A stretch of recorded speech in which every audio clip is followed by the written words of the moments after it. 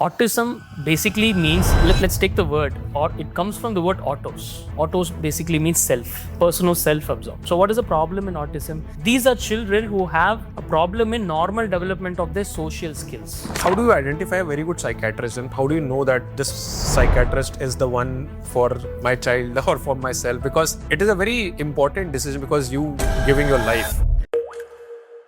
The comparison is useful for the first time only when you have to diagnose. Because you compared, only then you got to know there is something my child is still not doing enough. Now, once the diagnosis is made, please stop comparing. Your comparison right now is with your child starting the treatment now and you comparing your child 6 months before after starting the treatment. A lot of doctors are coming, creating Google My Business, having ratings, but you go there and you find what was this ratings for, because these are all bogus ratings there. So it's a waste of time. This child, this soul has chosen you as a family to be born. So it means it is just your duty to help and be with this child. And just because you have raised this child, there is no pressure on you to ensure that this child becomes the greatest in the world. But it's definitely your duty to shower your child with love and support. Parents often say, let's wait and watch. And when does waiting really help and when does it harm? Okay. Hands down, there is only one response from my side. You do not wait at all. When you have any developmental delays or any issue, if you had asked this question to maybe another clinician 20 years ago, they would have said, let's wait and watch. कुछ बच्चे ठीक हो जाते हैं. We have stopped doing that. A child is asking for the smartphone. Why? Because somebody else is having a smartphone. So, and if you're not giving the smartphone or anything, there's a behavior tantrum that person is having same age, even she's younger than me. Why are you not giving? So, what is the underlying behavior after of that child?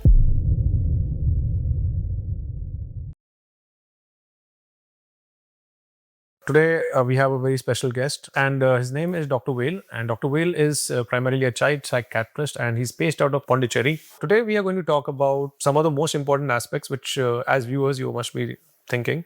Number one, what is the role of a psychiatrist? What is his role in autism, especially? What are the diagnosis, denial, and acceptances? What are the real life scenarios and the fear responses? Behavior versus communication and medication in psychiatry, because he does both interventions, non-pharmacological and pharmacological, both interventions. So this podcast is going to be very, very helpful for those who have children on the spectrum, and who also those special educators who cannot diagnose, or you can say who cannot directly tell what is the problem. They can definitely refer to Dr. Vale and get your answers here.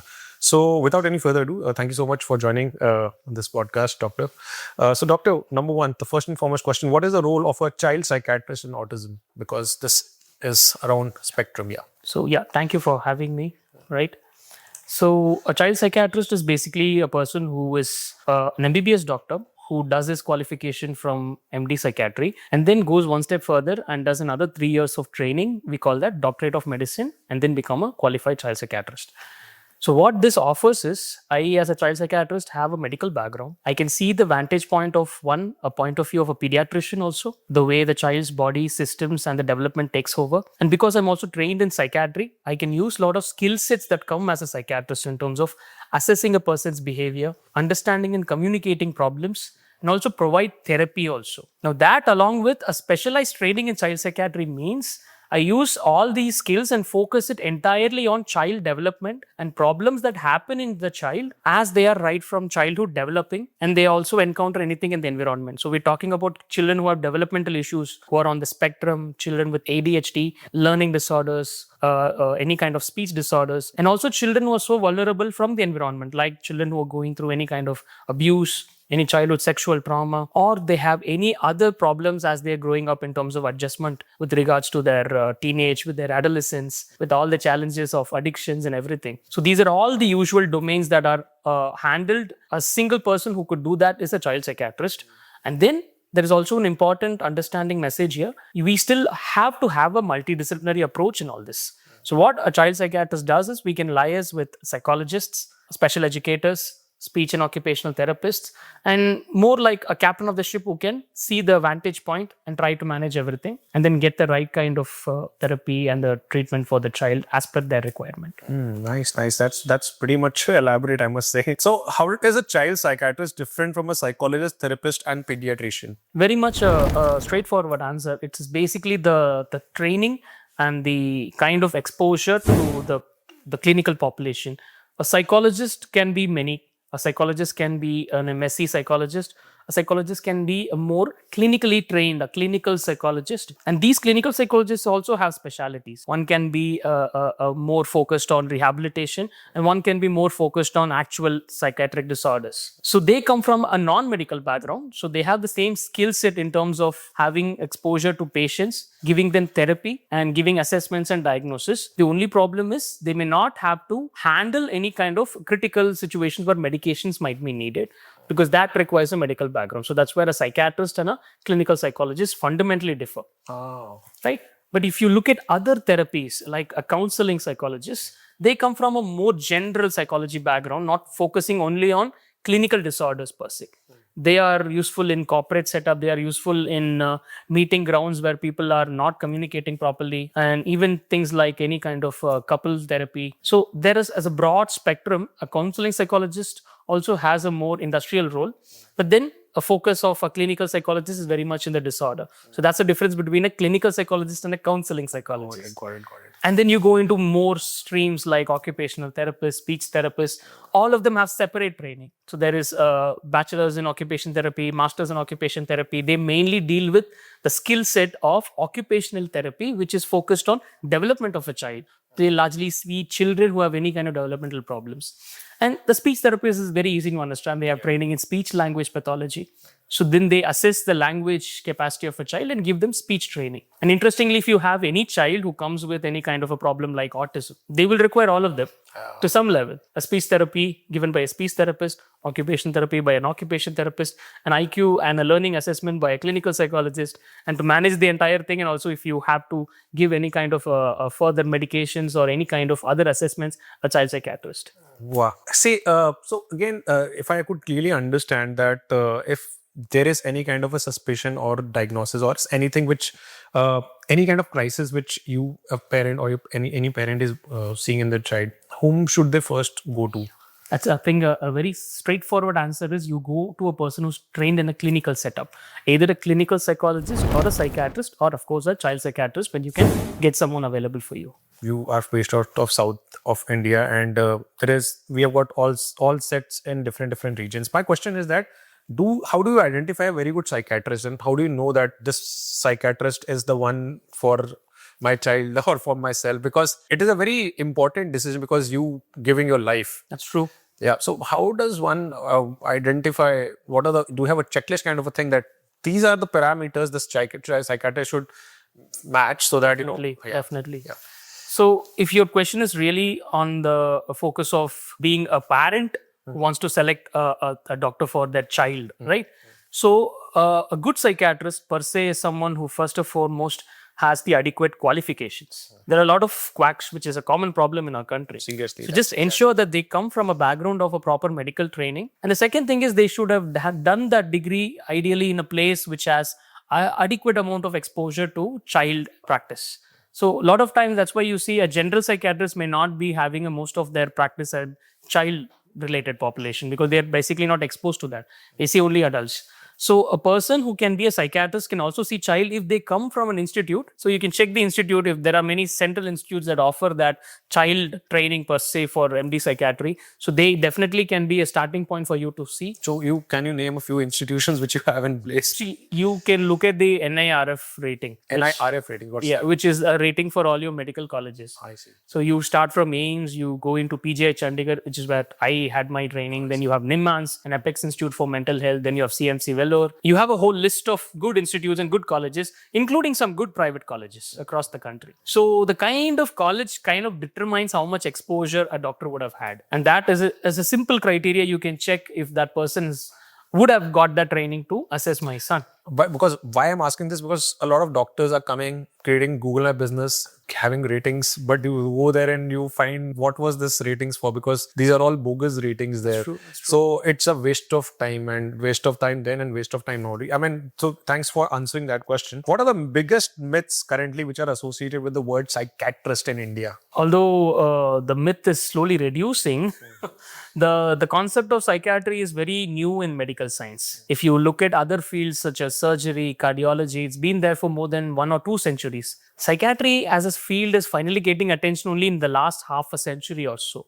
Although the field has been there for more than 100 years, it is finally focusing into a more hardcore science rather than just theoretical assumptions. We are slowly looking into brain in the last few years only. So why am I saying all this is because still many people believe that one psychiatrist may not really diagnose the whole problem a person has. They will just talk and do nothing. No, that's not a myth.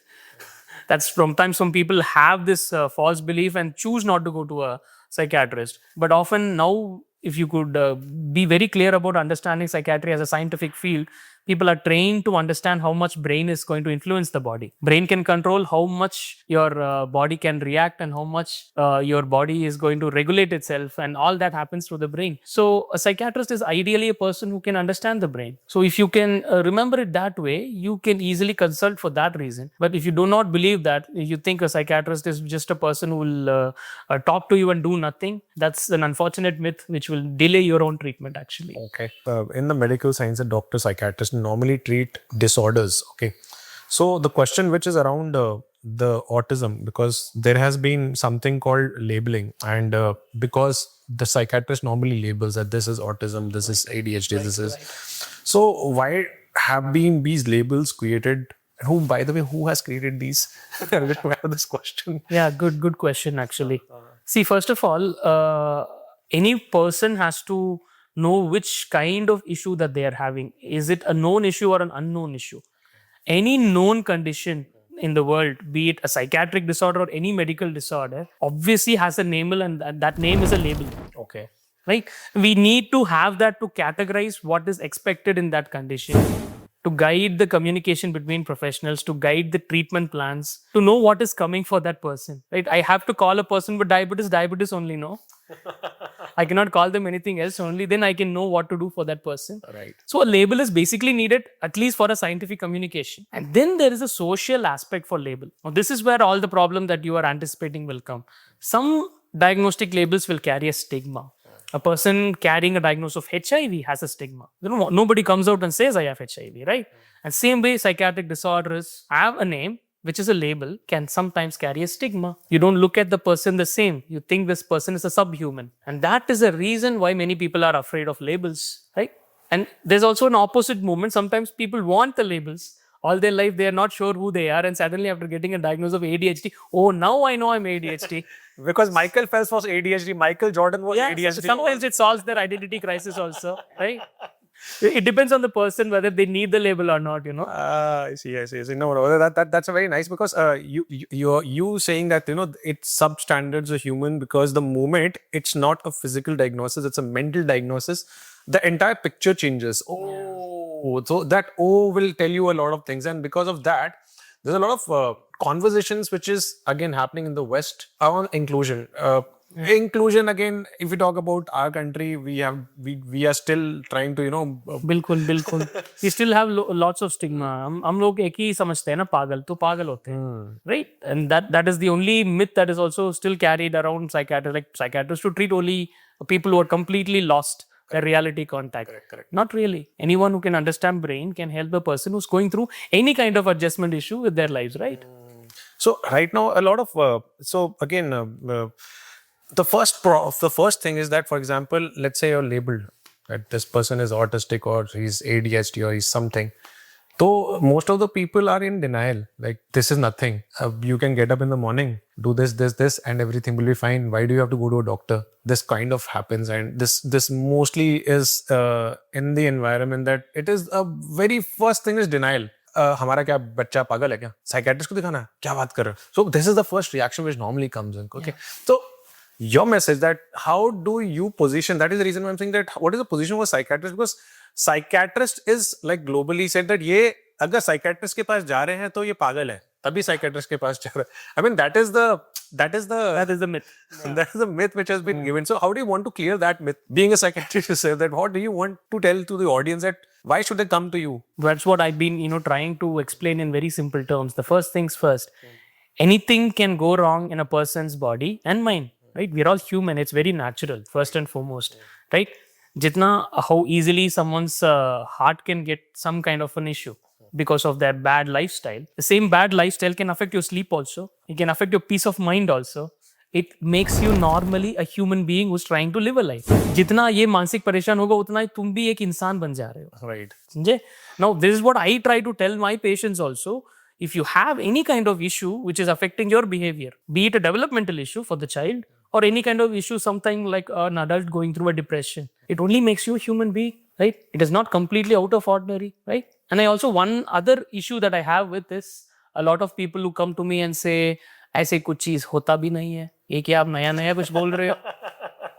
So there is one example I tell them, right? Sure. I always tell them this, especially when they come with a diagnosis and someone says, ऐसे autism वगैरह कुछ नहीं होता है. So my question to them is, if you're born up in a very rich family, do you think there is no poverty in the world? It's because you have not seen that these things can exist in the world doesn't mean it does not exist at all. Right? So some persons do go through these things. And here I am a person who tends to recognize, and on a day-to-day basis, I see people go through these things and I try to help them. So you're just one among those many. It doesn't make you different or anything. I might have some issue in the future also. It does not make me inferior to anyone. So we're all the same humans. We'll all go through the same things. If you need help, you're going to take that help. That's it. So the next question, let's get back to the part where you were actually dealing autism. Okay, right. Why is autism often misunderstood as an intellectual disability or mental illness? Yeah. So for this, let's break down autism in very simple terms. Autism basically means, let's take the word, or it comes from the word autos. Autos basically means self, person who's self-absorbed. So what is the problem in autism? These are children who have a problem in normal development of their social skills, right? So in skill set, there are so many things which are necessary for a human development, like physical development, then you have language development, then there is social development, then there is intelligence or intellectual development, and then you're also going to develop your self-regulation. Autism is the condition when the social development and also the language development is delayed. Now, a person's intelligence can still develop. They can actually be intelligent. But for them to show that they're intelligent, you need the social skills and you need the language skills, which is what is really lacking in autism. Because that is the part of the personality, because whatever it comes in the feedback and disclosure. So whatever you are showing, that is what is understood as your capacity. Yeah. Now, there is a little bit of nuance to this also. A person can have all three in delay, and intellectual capacity can also be delayed, along with your typical autism delays of social and language skills. So there you make a diagnosis of intellectual disability with autism, which is quite a common co-occurrence. But then you rarely have that scenario compared to this where there's only purely social delays. A person will have even normal language. We call them high functioning autism, normal IQ, right? But they will also not express their potential much. They will try to be very aloof. And people again might mistake them for being a person who's very, very not intelligent or not having the capacity that they truly are having and hiding inside. So that whole problem comes because social communication is defected and it disables the person from expressing what they truly have as a good potential, even if their intelligence is normal. So you've been treating even children in the autism spectrum. Have you seen a remarkable change in their capabilities while they are not verbal? Okay. And because they were not verbal, they're not that social, their skill set as such is because directly or indirectly somebody wants an outcome or an output, and the child is, or you can say the individual is able to provide that. And he's not able to communicate, but he's doing the job really well. I mean, I'm sure that these are the cases, non-verbal autism cases, there verbal autism cases, there were no communication, not clear, but the output is very amazing. The way the brain works, especially when they're looking at the puzzles, the patterns and everything, they're mind-blowing, they're amazing. So again, here I see a very good capability of strength identification, which again kind of gets diluted because the person is not communicated socially. So is there something where, I mean, how do you fill this gap? Because one side, a person can say that this person has potential, but on the other side, because he's not speaking, that is completely like undermined. What do you have to say here? Yeah. So again, there is a lot of spectrum. That's why we call it a spectrum. Like as you have rightly said, there are going to be one spectrum of children who have normal intelligence. This is important. They might even have normal receptive language, which means they can understand what I'm saying, but then they have very, very poorly developed expressive language. Poorly developed. Expressive. What is language. poorly developed? Poorly developed is Poorly developed. Okay. yeah. Okay. So poorly is receptive language. They are understanding what you're saying, but they do not have the words to express what they want to say, Right. which makes them sometimes a non-verbal autism also. Now that you know that these children are having good understanding what you're saying, you can test their intelligence, and then you confirm that their intelligence is also very normal. Only then you understand what you're trying to say as this very special group of cohort where we have this case who are autism, but who are non-verbal, but yet have a normal IQ. Got it? Yes, yes. This itself is quite a unique spectrum. It's a very unique spectrum. Right. Okay. Right. It is not very common. A lot of times you have a combined issues in multiple areas. A non-verbal autism child may also have problem in receptive communication also.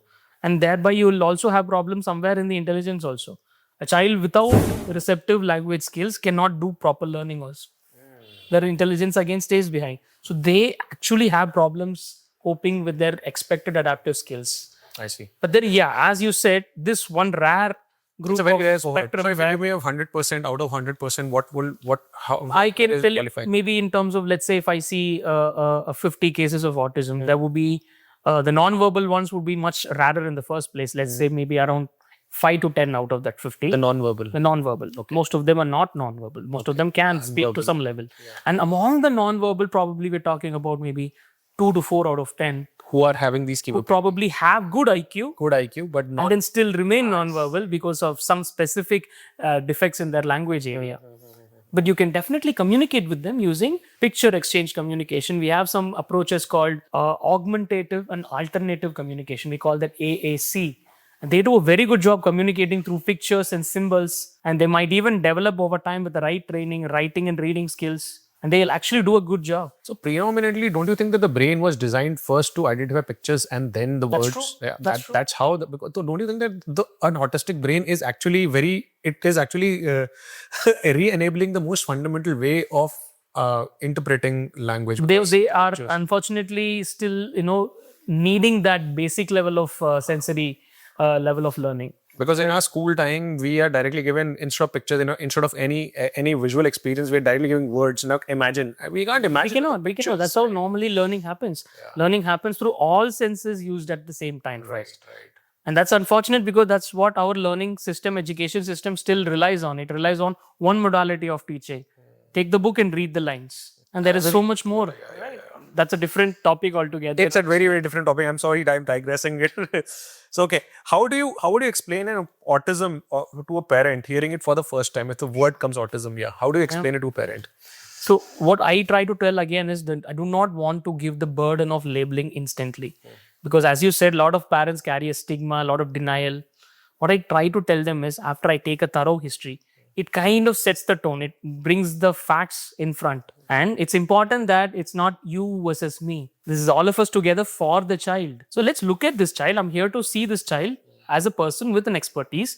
And once I collect the information, I tell them there is something called as an expected level of milestone that has to be a milestone, a developmental milestone that has to be accomplished by this child. For all the areas, for physical development, there is a milestone. By 1 year, the child is supposed to walk. Similarly, there is a milestone for language and social skills also. By 1 year, this child is also supposed to say 1 or 2, bisyllable words, mama, papa, it has to be told.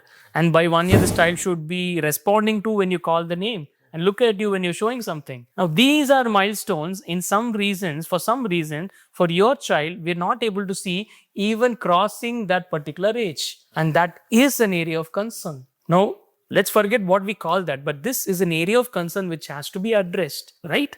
And if you want, there is a name for this combination. What is it? And that is autism. Got it? So that's when they can, digest the fact as a fact. And then maybe want the label if they want. But then my job is not to fight whether they agree whether it's autism or not. My job is more importantly to tell them that there is an issue here. There is a delay. Let's work on that first. So how do you deal with parents who have children who's on the spectrum versus their brain? Because I think even you need a psychiatrist even needed for the parents because who are already going through, because they are in a constant comparison with the neurotypical, and there are scenarios I'm sure that they must have cried in front of you umpteen number of times. So what how do you deal with those situations, and what is your message to typically the parents? That because obviously one would say don't compare, but they will compare it. No, yeah, I have to be very clear here. One of the most important messages I tell them after I break things to them, then say that there is this issue now, we have to deal with this child. Right. It is expected for any parent who is attached to their child to break down. I'm more scared of the parent who's not breaking down. That shows like, oh my God, they've either accepted it to a point where they don't care anymore. Right? I need to see that reaction, and that's a very normal human reaction. That means they're trying to deal with the reality and slowly trying to come to terms with that. Right. And that's not a psychiatric abnormality. That's a parent being a parent. Right? I don't have to treat them for that. I just have to be supportive for them. Right. And what is important here is, with respect to the comparison, this is a message. The comparison is useful for the first time only when you have to diagnose. Because you compared, only then you got to know there is something my child is still not doing enough. Now, once the diagnosis is made, please stop comparing. Your comparison right now is with your child starting the treatment now and you comparing your child 6 months before after starting the treatment. For the rest of your life, you compare your child with the child's previous self, and only then you will know if the child is developing or not. What is unfortunate here is the child's development at some point is now slowly only picking up, while all the other typically developing children are already running ahead in the race. Yes. So you're always going to see that there is a gap because those children are not going to wait. Obviously, yes. So that means every time you try to compare, there will always be a difference because those children never waited, they continue to develop. It does not mean your child is doing badly. It's just because those children never waited, your child had to start a little late. But your comparison is only worthy if you compared your own child 6 months before and 6 months now, and do it at every phase of your life, because you're going to continuously give the therapy, give the training for the child, and the child is slowly going to catch up one by one, right? And you know if your child is progressing only if you compare the previous self. That's the only comparison that matters. Right. The other comparison actually is invalid after the diagnosis is made. So, so let's say, how do you prepare them to?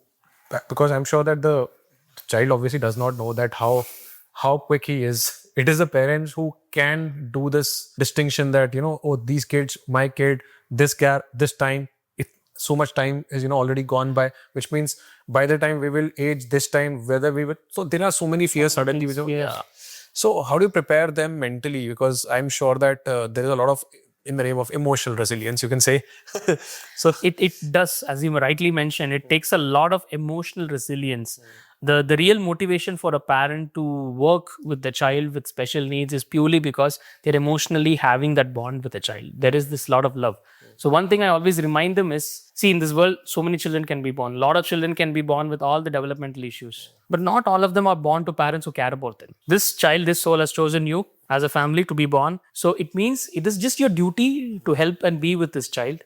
And just because you have raised this child, there is no pressure on you to ensure that this child becomes the greatest in the world. But it's definitely your duty to shower your child with love and support. And a lot of that's all the minimum duty you need to do. And if that is going to continue as this child is going to grow up, and if you follow certain things because you care about the child and ensure this child is picking up on those therapy things, your child will improve. So do you also help the parents to manage the finances? There is not a specific role of a doctor, but yeah, what I can do is I usually give them the information with respect to what are the insurance facilities, what are the government policies, and the rights from certification that can be accessed by them. But then I only do the point where I can refer them to those resources. And what I do also believe is there is a need for more active support systems in place in our government to actually, directly contact and aid these people. It's still the other way around. The parents have to go behind the government to get access to these, rights, to get access to these certifications. Yeah. So that still requires a guidance from our side. And we also have a lot of movement that is happening within the community of parents with autism to financially prepare them. No, sure. There are a lot of parent groups out there Okay. who can support the other parents with a lot of vital information. Okay. So one is vital information. Is there a process? Because I think the first and foremost thing which directly goes for a toss is your bank balance. And sorry to say I was saying this because I think there is something which happens because you have got dreams and suddenly, oh, this is some, because in an average household, any, for that matter, any health emergency comes in, 27% of the households go bankrupt the moment there's a health emergency in any middle class Indian family. Plus, I think this is something which, again, you're talking about, this is a different neurological condition, but again, it is eating up into your pocket. It's true that what you said is it's definitely going to be a separate, let's say, a burden for the person to ensure that this is getting financed properly. Definitely a comparison with someone suddenly going into surgery, suddenly a person having a diagnosis of cancer. That's not the level of expenses we are talking about. But again, this is long-term expense. It's an expense that has to be borne as a part of everyday responsibility. That is where it is more dealt as a planned budget Planned budget, yes. rather than an instant expenditure that has to be borne as a burden. It becomes a part of your routine. Let's say you're raising another person in your house, you have another child, or if you have, let's say you buy a pet. You don't call all these things as a burden, right? We call them as a responsibility. Right. So now you have a special child. So you put, let's say, instead of having another child, the burdens or the expenses will go double for this child. And you continue to raise this child with the best possible way. And you do have government systems in place. Although, like I said, it's not really up It's to the not mark. very, But definitely it does cater to a lot of population who are not able to afford. Really? To their level best, yeah. Although it's not ideal, as I said, but you do have early intervention centers from government. It is part of the DMHP. Some states are still way behind what they are supposed. Like? When we're not talking about states mostly in the central, northeast, or even in the northern part of India. But if you look at the belt like Delhi, Mumbai, Western India, and Southern India, a lot of the states have very good systems, and they've started to place a lot of centers for government aided therapy facilities. How was your experience with the tier 1 cities versus the tier 2, tier 3 cities? How are they? Because I'm sure that they must. No, there is still a huge lag, unfortunately. What is their behavior there? The issues are pretty much the same, right? Wherever you go, the prevalence is pretty common, and the problem is the recognition of the condition itself takes a lot of time in much tier 3 or much rural settings. I see. The more tier 2 and tier 1 you go, the knowledge and awareness are pretty higher, and the recognition is much faster, and so are the services much more available there. So most of the people have to travel. Good, yeah. I mean, that again, that always takes me back to one part. Education solves 99% of the problems. Yeah, that's why you start investing ideally as a nation. We're not doing that though. Cool. So, parents often say, let's wait and watch. And when does waiting really help and when does it harm? Okay. Hands down, there is only one response from my side. You do not wait at all. When you have any developmental delays or any issue, if you had asked this question to maybe another clinician 20 years ago, they would have said, let's wait and watch. Kuch bacche theek ho jate hain. We have stopped doing that. We have stopped doing that categorically. Nobody as a doctor are now recommended to say that. Why? Because every child born with whatever be their capacity, their brain has what we call as a sensitive period, which is in the first 7 to 8 years. Right. Which means any kind of changes that are given to the child from the environment, the brain is most likely to pick it up faster in that period. Right. Now, even if they are born with good talent, that period is helpful when you train them much better in that age. Now, especially a child who's born with delays now, you do not want to waste time there. Do not wait and watch. You actually intervene immediately. Early intervention is the way to go. Even if you do not make a cutoff, sometimes you have children who have very slight language delay, very slight social delay. You might be tempted to think, okay, why should we go to a doctor? Let's wait and watch. Don't do that. That is an issue which is right now in the sensitive period. You can instantly address it instead of hoping for a future. So, only in the recent times, the cases of autism, or you can say the occurrences, the incidences have certainly increased. Was it there before, and why is it right now? I do think there is a recent spike for many reasons. Let's take some actual research evidences. What we had, let's say 30, 40 years ago is many children who are born with difficult labor, difficult delivery, who already have some kind of an issue because of their difficult birth in their brain, no? They usually do not survive. They did not survive. But now with advances in medicine, what we are ensuring is we are still able to salvage and support many children who already are vulnerable. With a difficult delivery, they would have been born with a lot of difficulties. But with very high-tech pediatric care, most of the children are able to survive. But then some scars in the brain do remain. Some of these children still have some impact of their early birth-related factors that might contribute to their problems in the development. The other fact, which is again very clearly evidence-based, is a lot of rise in artificial reproductive techniques. Right? Okay. When you have a lot of children who are born to late marriages or parents whose age is quite late and also use artificial reproductive techniques, there is a small percentage of increased risk. What is that percentage typically? That percentage quite varies. It could be as small as 1 in 1,000 to maybe even 10 in 1,000. But again, all these are very varied data. But there is a sufficient evidence to support that there is a possible factor. So typically, what is your assessment that parents who are at what age should become parents? Like again, this is a very rare percentage, because I don't want to stress it to a point where you think like you should not have artificial reproductive techniques or you should not have a test tube baby for that matter, because not all of them have the problem. It is just a couple of factors that I'm accumulating as could be a contributory factor. And coming to the recent last 1 decade, I think definitely the environment where we have less stimulation, a child's brain requires a lot of stimulation, a lot of family members talking and interacting with it, a lot of time spent with the child going out and exploring the world, with increase in most of the time spent by child within homes, within the screens, With the digital screens. with digital life, and a lot of families becoming more smaller and smaller because Nuclear of families, nuclear families and single parenting. The actual stimulations are also coming down. I see. And COVID played a huge role in this. Yes. Majority of the cases suddenly All these are skyrocket. small factors which I believe are now playing a little bit of role, where there is already a genetic vulnerability in these children. But every time, as they say, right, if you see the movie Joker, madness requires a push, no? So there's always a genetic risk factor, but then the environment pushes it. So if there is already a genetic factor, then a late age of a parent is a small push. The test tube or the artificial reproduction technique is a small push. A COVID lockdown is a small push. And now we are seeing all that risk factors coming together and giving this push. So I have seen cases where 2 years till 2 years there are children who actually speak very well, very nicely, and suddenly I think after the MMR injection, there is a regress in their behavior. Is it really true? Does it really happen? I mean, because is there vaccination one of the reasons? Because being a doctor, Yeah. you might or might not agree to this fact, but there's a community which is There is a clear-cut association of autism. Even if they are delayed initially, they might actually by the age of 2 or 3 further show some regression, which is actually part of the autism's natural course of Why development. does it happen? And that is something which is very less understood even now. Okay. That there is a group of conditions, we call them as childhood disintegrative disorders, we call them as neuroregression, where they're normally developing and then they suddenly regress.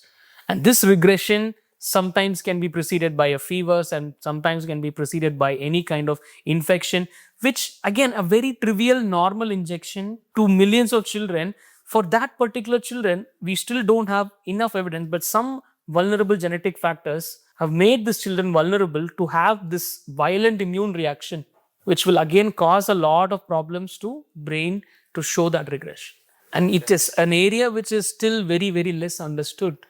And the moment we see a child who is normally developing and they come to us within 1 month of regression, we treat it as an emergency because we do not know many factors that are contributing. All we try is let's see what is really happening. And there's a lot of work that is still going on with involvement of pediatric neurologists doing research and understanding regression better. So, and again, owing to this point, let's say there is something called stem cell therapy, and a lot of parents are trying that also. Does it really work? We have plenty of therapies which are experimental in autism. Okay. Stem cell is one of them. You have something called hyperbaric oxygen therapy or something called chelation therapy. The problem is we have to understand everything from a point of view of evidence-based. Okay. What is evidence-based in medicine? Evidence-based is there is a treatment modality, maybe a therapy, maybe a medicine, which has been given to several hundred people in a very proper setting where you're controlling all the factors and seeing if only this medicine is having the effect or not.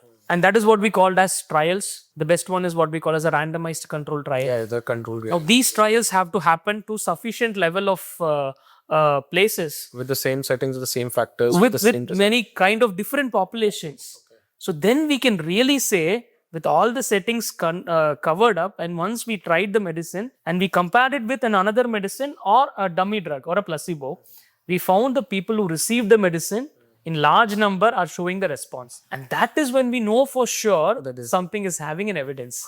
So most of the drugs which are recommended in evidence-based medicine by doctors who are trained in using the medicine already have evidence backup. And then there are always going to be emerging treatments who you do not have these trials. It might have worked for one, but it might have failed for 100. So we're not going to confidently say you should try, because like we just talked about finance and the financial burden. Why would you bust your money in an evidence-less treatment or an experimental treatment while you would, if you have a very minimal monetary capacity, go for only the evidence-based ones?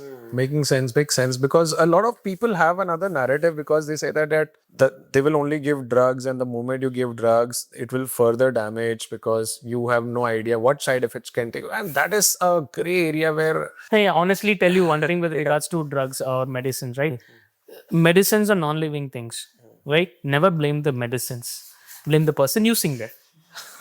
You have to be trained. You have to be very careful enough to know what side effect. That's the best part of allopathy and evidence-based medicine. You also know what side effects are anticipated. So you're going to give that medicine, you have to look something what we call as a risk-benefit ratio. These are anticipated side effects, but these are the benefits that are anticipated.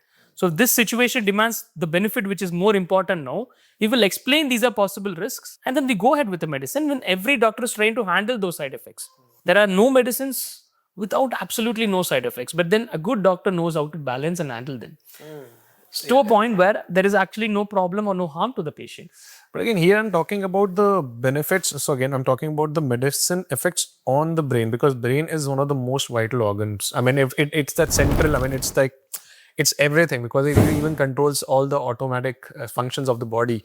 And I'm talking about the medicines given to the brain, because there is this concern that what if So that's where we fall back. Even as doctors, it's not like we take all the medicines we're prescribing. I understand what you're saying. But then all these medicines have evidence backup. It's only then we prescribe them. Right. If you know that this is a medicine which has been tried on hundreds, if not thousands of people across the world, and you know it is working, and you know these side effects in these dosages are very minimal or if not nil, then you have to use them if the situation demands it. Nowhere a doctor should just force a person without their knowledge or awareness to just take the medicine blindly. But then once you know what is expected, once you know the benefit is more needed right now, you have to go ahead with the recommendation. Got it. So this is about how should parents interpret the behaviors like crying, hiding, or withdrawal. This is Sure. Every behavior happens for a reason, right? And every behavior, you should not assume what you think is the reason, especially with children, especially those children with autism spectrum, because they're not going to express exactly what they are feeling. A crying can mean 1,000 things. A crying can mean, I just want your attention. A crying can mean, I'm actually literally in pain, but I'm not able to express. A crying can also mean, I want to really make you go mad. It can be many things. What I'm trying to tell you is a parent should not assume the first thing. Those children are not able to express their language. So there is an approach called functional behavior analysis. A lot of these behaviors will carry a particular function with which we can come to an understanding of why this behavior, this withdrawnness, this crying. Based on the aspects in the environment, you're going to analyze them and find what is the reason possibly that this child might be having. And it could be much different from what you're thinking. So what I'm trying to tell is the parent should not just think that this child is doing it on purpose. This is a child that wants to just trouble me, or go to an assumption that this child is just a lot of trouble for me, or maybe too scared to do anything. I'll give you an example. Right. I'll give you an example. A child is asking for the smartphone. Why? Because somebody else is having a smartphone. Yeah. So, and if you're not giving the smartphone or anything, there's a behavior to enter that that person is having same age, even she's younger than me. Why are you not giving? So, what is the underlying behavior after of that child? So here we have a situation where we call this a tangible need, right? A child is supposedly wanting to get some demand fulfilled, right? And the demand, as you said, could be influenced by peer pressure. Now, it's a very common scenario we all of us have. But what is important from a parent's point of view is what are the boundaries they are setting. Some families have different boundaries, right? You set a boundary because you know it benefits the child in the long run. And a child, if given the proper love and attachment, will also know that this boundary is there for a reason. If you know this very clearly, many good parents who have that boundary and good attachment with children have this, that they know that they can easily say no to the child. Because my child will take that no and believe me, because I know it is for a good reason. But a lot of parents do not have that attachment or do not have that boundary set. That is where it becomes a bigger problem. And it is a no-brainer. If this child, every time you say no, is going to increase the tantrum to a point where it frustrates you and then you give up. Here the message is clear for the child. I just have to up the ante. Oh, okay. All I have to do is up the ante, and we call this a negative reinforcement cycle. So every time the child has to escalate the problem to that level of shouting, and then the parent bends, that this is the learning that child has now got. And here is a parent who has not established certain boundaries. And there are so many underlying attachment issues that could be going on there. So is it good or is it bad? In a simple way, having boundaries is not bad. It is good. The capacity for the child to take no, if it is not there, that is a bad thing. You have to teach the child to some point. We will say yes, but there are some things we will say no. That is not out of spitefulness. That is also because of care. And if this is something which this child is not able to handle and is constantly throwing a tantrum every single time, that is a problem that requires addressal. Got it. No, that makes complete sense. Yeah. Take care. Okay. So what is the difference between a tantrum and a sensory or a fear-driven meltdown? Sure. Yeah. Great question. Very important for parents to understand. Like we just spoke about something. This is a tantrum. A child is still in control here. The child knows if I shout little bit another 20 decibels higher, my mother will get frustrated and give me what I want. The child is still in control here. The child is trying to impart a consequence on the parent's behavior. This is what we typically call as a tantrum. Here the child has not lost its control. When a sensory issue leads to a meltdown is when your neurological capacity to tolerate has gone for a toss. Which means this is a point where the child's emotional systems are going into high octane explosion. The child is no more in control. These are situations where you cannot make any kind of negotiations with the child. Let's say we go to a tantrum situation again, and if the parent says, okay, I'll give you what you want, but for 10 minutes you sit and do this work. It might work. The negotiation might work. Or you can delay it also here. No, first thing in the morning, I'll get it to you. But today, you sleep. Okay. The child is in control. The child is able to take that negotiation and is in control. In a meltdown, sometimes the child has its own limitations. There is a threshold beyond which the neurons, the neurological capacity cannot handle. Right. That is where it has gone into what we call as a meltdown. A child in a meltdown will have completely non-goal directed aggression, crying. It will take it out on the environment in terms of throwing, shouting, destruction. And this is where the child is not in control. Also. Anywhere. And this is a problem here because in a meltdown, the child cannot listen to you. The child cannot conceptualize things which are told verbally. Because the child is in a meltdown, it's almost like a volcano exploding. Yeah. So it's a fight and flight. It's a completely the limbic brain. It could be an emotional brain completely hijacking the controlling cortical. Oh yeah, cortical brain, the prefrontal cortex. So as you rightly said, it could be a fight or flight response. Could be a complete rage meltdown. This even happens with adults. I think adults go into meltdown. All of us can go to both tantrums and meltdowns. All of us do. Okay. So when a child goes to meltdown, normally a parent also gets, why is he behaving like this? So they often go and punish. Yeah. And it further worsens the situation. It worsens the situation, goes into 100 times worse. That's why one of the important skills that we have to teach the parent is after doing the behavior analysis, find pointers to know whether this is a tantrum or this is a meltdown. Strategy is completely different for either. I have a question. Who goes more into the meltdown?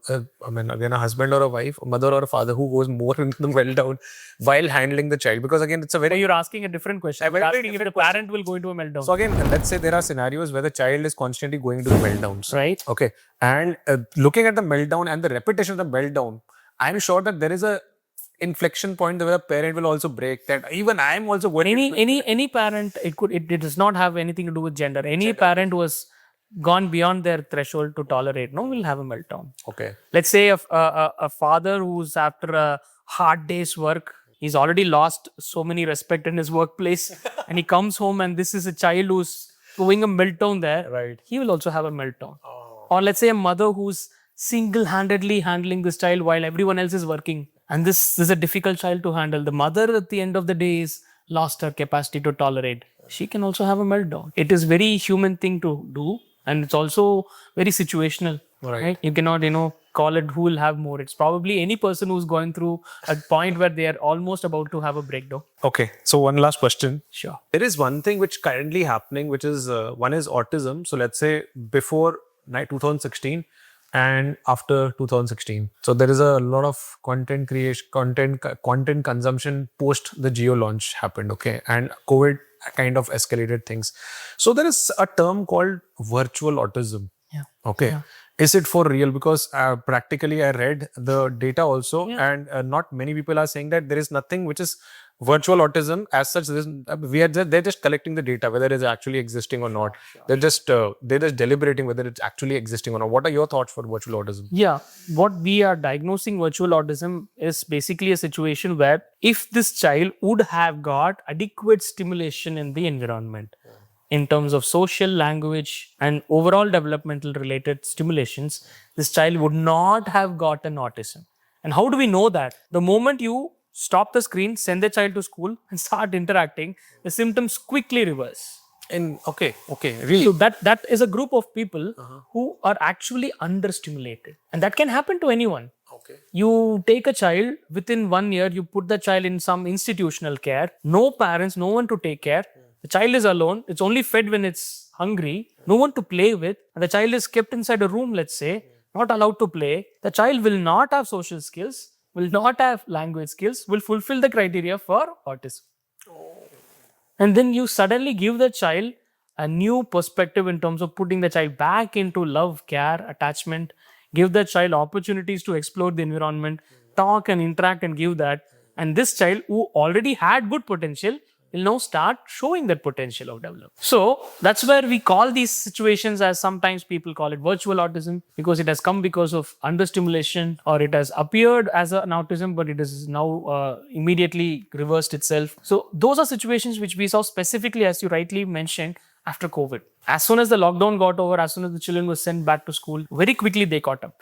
But if there was also a genetic factor contributing to autism, that group was also there, who despite going back to school still had a very slow development compared to the very rapid catch up of the other kids. Right.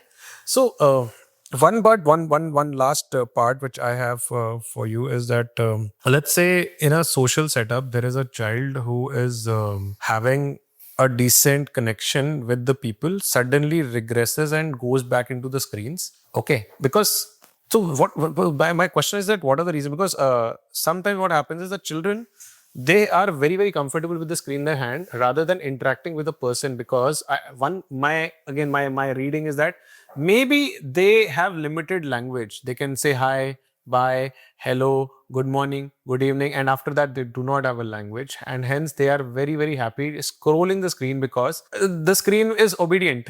Yeah. And whatever they are saying, it is very, very easy to control, right? True. But you cannot control a communication because you do not know, because the communication which is coming from that end is very, very uncertain. You have no idea how to react to that.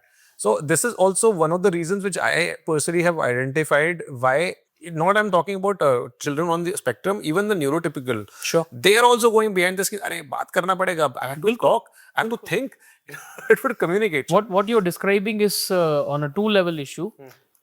First one, for the brain, we all of us have to follow this rule called use or disuse theory in the brain. Okay. Any brain capacity, it will stay only if you use it. Any brain capacity, be it memory, be it focus, being reading skill, being drawing skills, right? Most of the skills will be there as long as you use it. If you did not read your book for 5 days, you'll forget what you read 5 days ago. Obviously. So any skill, including the social skill, if you're not used to it, suddenly the brain will stop using it, and then it'll be a skill that will slowly start withering away. Now that is one issue that, like you said, even typical people, if they're not again and again giving themselves the social exposure to make that effort to communicate, they're going to lose out on those skills. The second major issue here, which could be a separate topic on its own, is how screen and media content are designed. And I have to say this, could be a little ironic here, but children brain, especially developing brain, are not having the capacity to regulate themselves from the addiction potentials of screen use. Because everything in screen is, as you said, is instant gratification and fully modulated to their own needs. And there's a lot of AI algorithms that go into this. Yes. You see what you want to see and everything immediately the moment you want to see. And you can also choose the things you don't want to see immediately.